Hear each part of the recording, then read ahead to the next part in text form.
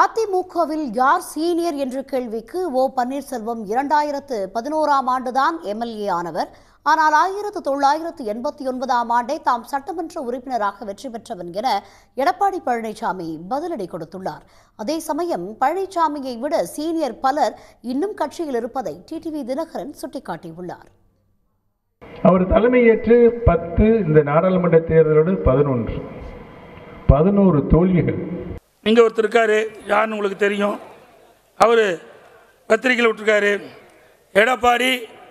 எடப்பாடி பழனிசாமின்னு சொல்ல எடப்பாடி ஒரு முழுகும் கப்பல், அதில் யாரும் ஏற மாட்டார்கள், நன்றி மறந்த துரோகிகள் தான் அதிமுக காப்பாற்ற முடியும். முழுகுகின்ற கப்பல் இல்லப்பா, இது கரை சேருகின்ற கப்பல். இந்த கப்பலில் ஏறினவன் பிழைச்சிக்கலாம், கப்பலில் ஏறாதவன் நடுக்கல்லே போகலாம். யார் நடுக்கல்ல போறான்னு உங்களுக்கே தெரியும். இவ்வளவு பெரிய 50 ஆண்டு மாபெரும் இயக்கம் மூழ்காத கப்பல் இது மூழ்கிடாதுன்னு பேசுறாருன்னா அப்படின்னா தவறாக போய் கொண்டிருக்கிறது தானே, மூழ்கி கொண்டிருக்கிறதுங்கிறது தான் உண்மை. ஏதோ ஒரு சின்ன சொல்லு நம்பிக்கை துரோகம் செஞ்சேன், கட்சிக்கு துரோகம் செஞ்சேன் முடியாது. உன்னால நீ என்னென்ன செஞ்சேங்கிறது எனக்கு நல்லா தெரியும். அந்த 4 வருஷத்துல அரசில் உட்காந்துட்டு முதலமைச்சரை உட்காந்துட்டு எனக்கு அத்துப்படி நான் கையெழுத்து போட்டதே ஃபைல் பூரா அங்கே அடுத்ததுக்கு போகும். நான் அவுத்து விட்டேன்னா எங்க போகணும்? திகார் செயலுக்கு நீ போகணும். நானா துரோகம் செஞ்சேன்?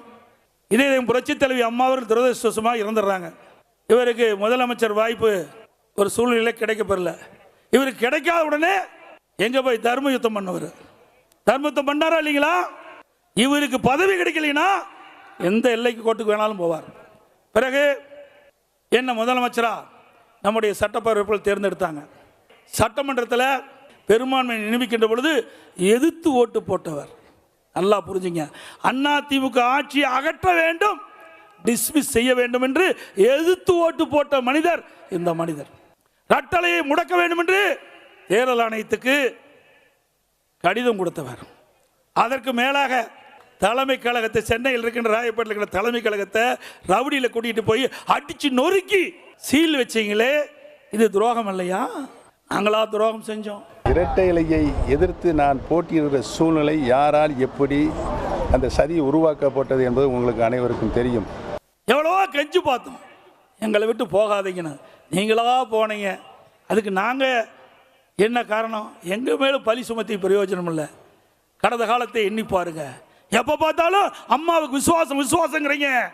89ல் ஓடியில் அம்மா நின்னாங்கல்ல, அப்போ யாருக்கு வேலை செஞ்ச சொல்லுங்க? யாருக்கு வேலை செஞ்சார்? யாருக்கு வேலை செஞ்சாரு?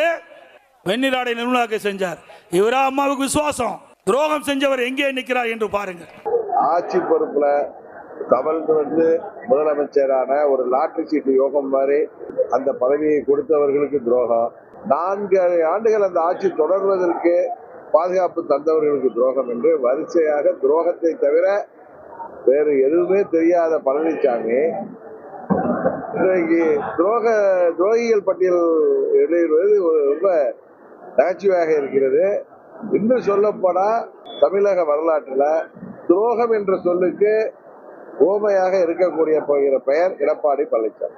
அதனால அம்மாவோட 22 வருட காலம் நேரடியாக அம்மாவுடைய கவனத்திலே பணியாற்றி கொண்ட வாய்ப்பை என் வாழ்நாளில் பெற்ற பெரும் பாக்கியமாக கருதுகிறேன்.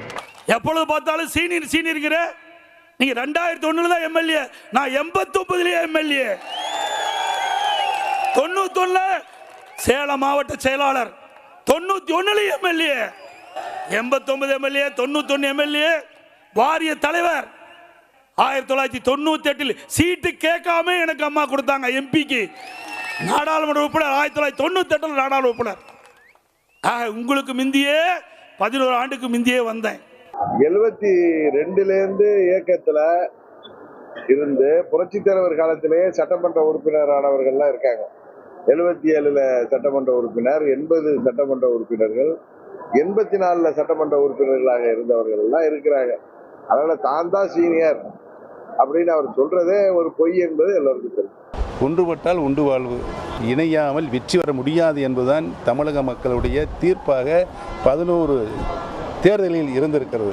ஒரு பயிர் செழித்து வர வேண்டும் என்று செழித்து வளர்கின்ற பொழுது களைகள் முளைக்கும். அப்படித்தான் இப்பொழுது அதிமுகவிலே களை எடுக்கப்பட்டுகின்றது. பயிர் செழித்து வளர்ந்து நல்ல விளைச்சலை 2026 கொடுக்கும் நேரத்தில் தெரிவிக்கின்றேன். பழனிசாமி எது பேசினாலும் நரித்தனமாக நயவஞ்சகமாக அடுத்தவர்களை ஏமாற்றுவதற்கான வார்த்தையாக தான் இருக்கும். உடனுக்குடன் செய்திகளை தெரிந்து கொள்ள சன் நியூஸ் பெல் ஐகானை கிளிக் பண்ணுங்க.